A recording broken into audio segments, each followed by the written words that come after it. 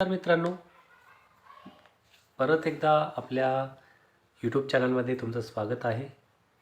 आपल्या या रांगोळी अक्षरलेखन भाग 4मध्ये आपण शिकणार आहोत पुढचे अक्षरांचे अवयव जे आहेत.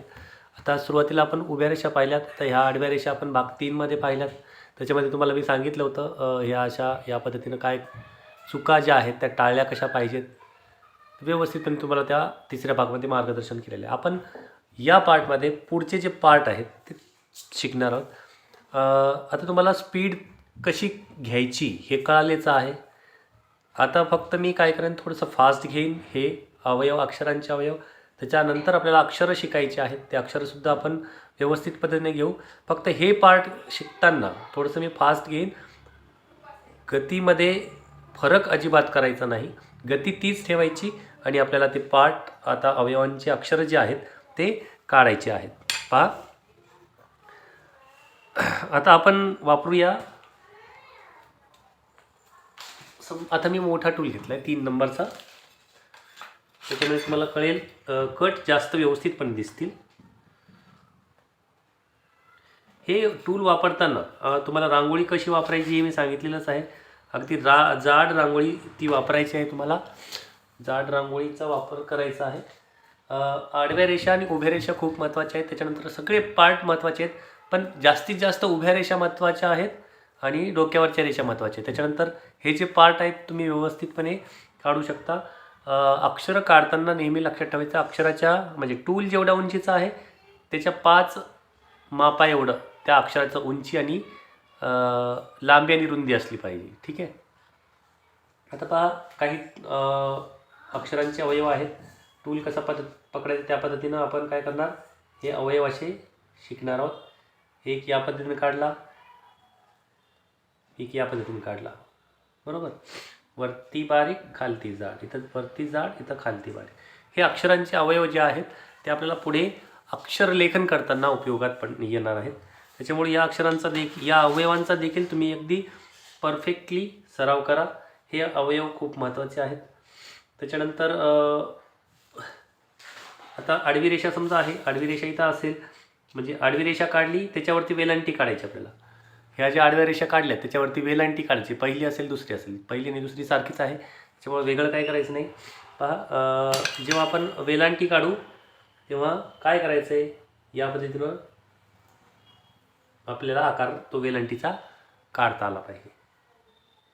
हा वेलांटी कुठून कुठपर्यंत येईल, तर समजा इकडं उभी रेषा आपल्याला काढलेली आहे आणि इथे एक उभी रेषा आहे.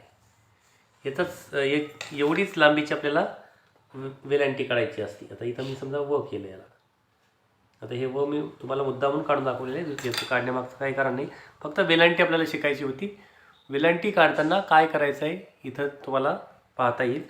हे आकार वेलांटीचा आकार इथे आपल्याला शिकायला मिळतो आहे. त्याच्यानंतर ह्याच आकारामध्ये आपल्याला उकारसुद्धा शिकायचं आहे. आता उकार कसा असेल, पहिला उकार आणि दुसरा उकार वेगळा आहे. पहिल्या उकारासाठी काय करायचं तुम्ही पहा. समजा उभी रेषा आपण इथं काढलेली आहे, एक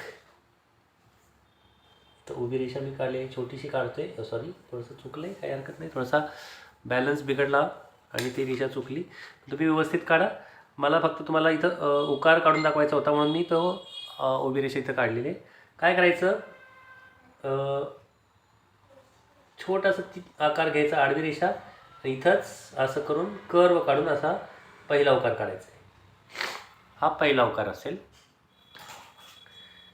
त्याच्यानंतर दुसरा उकार जर काढायचा असेल आपल्याला, तो पण पहा मी इथं दाखवतो तुम्हाला. उभी रेषा घेतली एक, उभ्या रेषेला दुसरा आता हा पहिला उकार झाला. दुसरा उकार काढताना हा उकार जो आहे तो एवढाच घ्यायचा. एवढाच घेतला तरी चालेल, किंवा मग याला तुम्ही असंही देखील करू शकता छोट्या पद्धतीत, किंवा मग जो दुसरा उकार आहे तो या पद्धतीने काढला जातो. तुम्हाला जो योग्य वाटेल तो काढा. मी जेव्हाही काढतो तेव्हा तो मी एवढाच काढतो. मला तो योग्य वाटतो म्हणून मी तेवढाच काढतो. तुम्हाला जसा काढायचा तो तुम्ही काढू शकता. ही उभी रेषा आहे, त्या उभी रेषेला मी उकार काढला होता. ठीक आहे. आणि यालासुद्धा मी पहिला उकार कशा पद्धतीने दिला आहे तो पहा. आणि हे आकार जे आहेत ते अक्षरांच्या अवयवामध्येच येतात. कारण आता आपण वेलांटी शिकणार, उकार शिकणार, प्रत्येक वेळी अक्षरं काढताना ते वेलांटी उकार येणारच आहेत. मग ह्या आकारांचा जर आपण सुरुवातीलाच सराव केला तर मग आपल्याला अक्षर लेखन करताना जेव्हा आपण पुढचे अक्षर शिकणार आहोत तेव्हा काना, मात्रा, वेलांटी, उकार हे सगळे अक्षर मी तुम्हाला काढून दाखवणार आहे. त्याच्यामुळं ह्या अवयवांचा तुम्ही अगदी परफेक्टली सराव करा. छानपैकी अगदी तुम्हाला ते जमेल, सरावाने ते शक्य होईल. आणि मग आपण पुढचे पार्ट घेऊया. आता हे जे आहेत आपण इथे काही कॉमन अवयव घेतलेत. त्याच्यानंतर पहिला उकार घेतला आहे, दुसरा उकार घेतला आहे आणि वेलांटी पण घेतली. वेलांटीनंतर आपण जाऊया पुढच्या आपला राहिला आहे मात्रा. आता मात्रा पहा, इकडं एक, या बाजूला एक मात्रा काढून दाखवेल आणि या बाजूला एक मात्रा काढून दाखवेल. म्हणजे एक मात्रा आणि दोन मात्रे दोन्ही तुम्हाला इथं मी काढून दाखवेल आडवी रेषा घेऊन, बरं का. आता समजा मी इथं आडवी रेषा काढली आहे, बरोबर. आडव्या रेषेवर आता मला समजा इथं काहीतरी काना असेल, त्या कान्याला मला मात्रा द्यायचं आहे, बरोबर.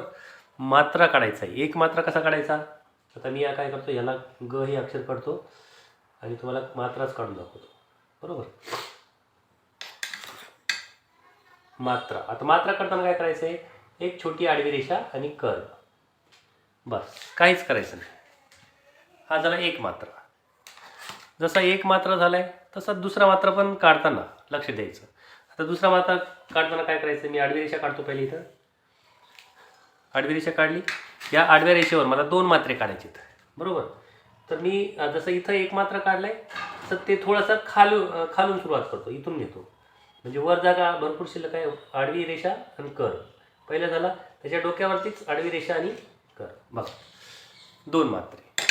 काहीही त्याच्यामध्ये वेगळं करायचं आवश्यकता नाही आहे. हे आकार तुम्ही व्यवस्थित काढा, तुम्हाला अगदी सहजपणे रांगोळी अक्षरलेखन या टूलनी करता येईल. आणि हे जे टूल आहेत अगदी सहज सोप्या पद्धतीनं तुम्हाला रांगोळी अक्षर लेखन करण्यासाठी मदत करतात. आणि सुरुवातीच्या पहिल्याच याच्यामध्ये तुम्हाला मी सांगितलेले काही अक्षरलेखन टूल जे आहेत त्यांनी योगेश उमवणे सरांनी बनवलेत. आणि त्यांच्यामुळेच आपल्याला अगोदर काय व्हायचं का, मोठीनी ते कॅलिग्राफी करायला लागायची, म्हणजे एक प्रकारची टायपोग्राफी व्हायची. आता ही कॅलिग्राफी आहे, तर मग सहज आणि वेळ आपल्याला याच्यातून वाचतो. आणि रांगोळी जी आहे तुम्ही पाहताच, अगदी आकर्षक दिसती रांगोळी. गालीच्या रांगोळीमध्ये जेव्हा आपण अक्षरलेखन करतो, तुम्ही माझी इन्स्टावरचे पण व्हिडिओ पाहू शकता. बरेच व्हिडिओमध्ये तुम्ही त्या रांगोळीमध्ये पाहिलं आहे, अक्षरलेखना जे आहेत ते खूप छान झालेलं आहे. आणि ह्या पद्धतीनं जर तुम्ही प्रॅक्टिस केलात, काना, मात्रा, वेलांटी, उकार जे आहेत हे अक्षरांचे अवयव जर तुम्ही शिकलात, तर मी म्हणतो सहज पद्धतीनं तुम्ही रांगोळीचं अक्षरलेखन करू शकाल. थँक्यू. या भागामध्ये आपण इथंच थांबूया. पुढच्या भागापासून आपण अक्षरलेखन कसं करायचं, अक्षरलेखन म्हणजे काय, अक्षरं घेऊया. कोणते, काही अक्षरांचे गट आहेत, ते गट पाडलेत मी. आपण जसं अ पासून ज्ञपर्यंत शिकलो आहे ते अक्षरं आपण घेणार आहोत, पण मी वेगळे अक्षरगट घेतो. त्या पद्धतीनं जाऊया आपण. आणि मग मी तुम्हाला जे अक्षरलेखन आहेत सहज सोप्या पद्धतीने तुम्हाला त्यामध्ये शिकवीन, सांगेन. त्यासाठी तुम्ही माझ्या यूट्यूब चॅनलला लाईक करा, सबस्क्राईब करा आणि शेअर करायला विसरू नका. थँक्यू.